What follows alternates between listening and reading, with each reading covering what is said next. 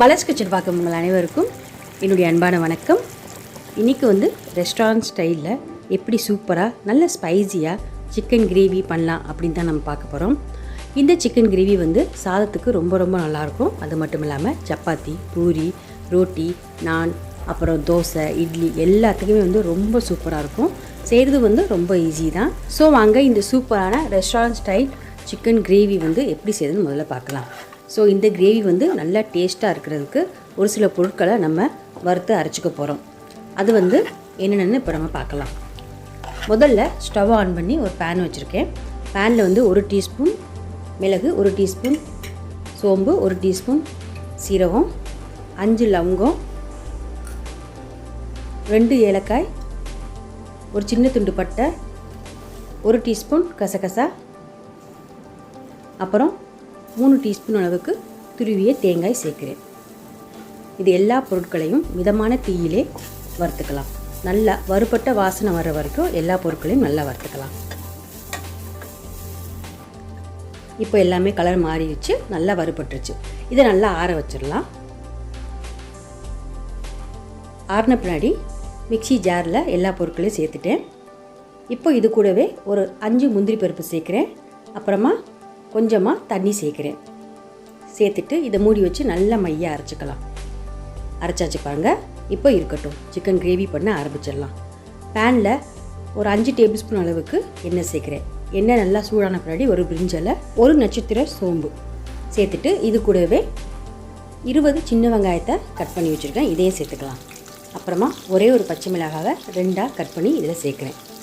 எல்லாத்தையும் நல்லா வதக்கிக்கலாம். வெங்காயத்தை வந்து நல்லா பொன்னிறமாக வர்ற வரைக்கும் வதக்கிக்கலாம். அடுப்பை வந்து மிதமான தீயிலே வச்சு எல்லா பொருட்களையும் நல்லா வதக்கிக்கலாம். வெங்காயத்தை நல்லா வதக்கிக்கணும். அப்போ தான் வந்து இந்த சிக்கன் கிரேவி ரொம்ப ரொம்ப டேஸ்ட்டாக இருக்கும். இப்போ வந்து வெங்காயம் நல்லாவே வதங்கிடுச்சு. இந்த ஸ்டேஜில் 1.5 ஸ்பூன் அளவுக்கு இஞ்சி பூண்டு விழுது சேர்க்குறேன். இதையும் நல்லா பச்சை வாசனை போகிற வரைக்கும் வதக்கிக்கலாம். மிதமான தீயிலே வச்சு வதக்கிக்கலாம்.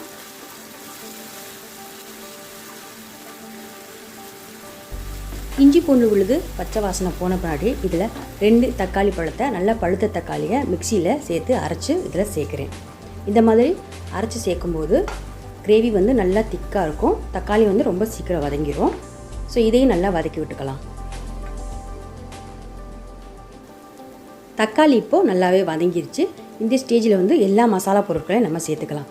1/2 டீஸ்பூன் அளவுக்கு மஞ்சள்தூள் சேர்க்குறேன். அப்புறம் தனி மிளகாய்த்தூள் 1 ஸ்பூன் சேர்க்குறேன். நீங்கள் காரத்துக்கு ஏற்றாப்புல மிளகாய்த்தூள் சேர்த்துக்குங்க. அப்புறம் 2 ஸ்பூன் அளவுக்கு மல்லிப்பொடி சேர்க்குறேன். அப்புறம் 1/2 டீஸ்பூன் அளவுக்கு கரம் மசாலா தூள். இது எல்லாத்தையும் சேர்த்து நல்லா வதக்கி விட்டுக்கலாம்.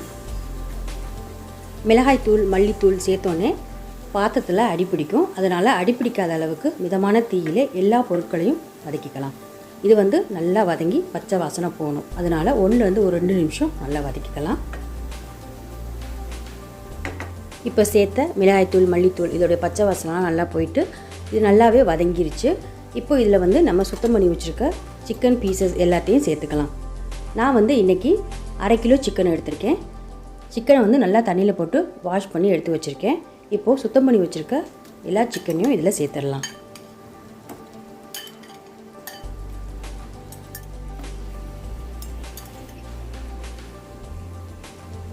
ஏற்றாச்சு.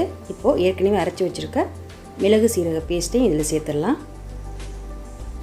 இது கூடவே மிக்ஸி ஜாரில் கொஞ்சமாக தண்ணி கலந்து சேர்க்குறேன். அப்புறமா இந்த கிரேவிக்கு தேவையான அளவு தண்ணி 1/2 கப் அளவுக்கு சேர்க்குறேன். தண்ணி இப்போ சேர்த்தாச்சு. அதுக்கப்புறமா சிக்கனுக்கு தேவையான அளவு உப்பு இப்போ சேர்த்துக்கலாம். சேர்த்துட்டு எல்லாத்தையும் மிக்ஸ் பண்ணி விட்டுக்கலாம். மெதுவாக மிக்ஸ் பண்ணி விட்டுக்கலாம். சிக்கன் வந்து ரொம்ப சீக்கிரம் வெந்துடும். அதனால் இதை வந்து மூடி வச்சு ஒரு 5 நிமிஷம் நல்லா கொதிக்க விட்டுடலாம். 5 நிமிஷம் கழித்து மூடி போடாமல் இதை ஒரு 10 நிமிஷம் மிதமான தீயிலே நம்ம வேக வச்சிடலாம். ஸோ இப்போ வந்து எல்லாத்தையும் நல்லா மிக்ஸ் பண்ணி விட்டாச்சு. இப்போ 5 நிமிஷம் இதை மூடி வச்சு கொதிக்க விட்டுடலாம். 5 நிமிஷம் கழித்து மூடி திறந்து பார்க்கலாம். பாருங்கள், சிக்கன்லாம் வந்து இப்போ நல்லா கொதிக்க ஆரம்பிச்சிருச்சு. இப்போ வந்து மூடி வைக்காமல் ஒரு 10 நிமிஷம் இதை வந்து மிதமான தீயிலே வேக வச்சுக்கலாம். இதில் வந்து சேர்த்த எண்ணெயெல்லாம் மேலே நல்லா தெளிஞ்சு வரணும். இருக்கிற தண்ணியெலாம் நல்லா சுண்டி வரணும். அது வரைக்கும் இதை வந்து மிதமான தீயிலே கொதிக்க விட்டுறலாம்.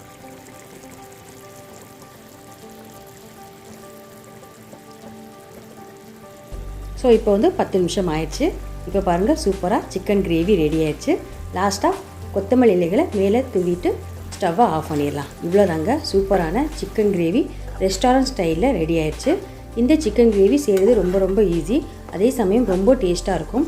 சாதத்துக்கு இந்த சிக்கன் கிரேவி ரொம்ப நல்லாயிருக்கும். அது மட்டும் இல்லாமல் சப்பாத்தி, பூரி, இட்லி, தோசை, பட்டர் நான் எல்லாத்துக்குமே ரொம்ப நல்லாயிருக்கும்.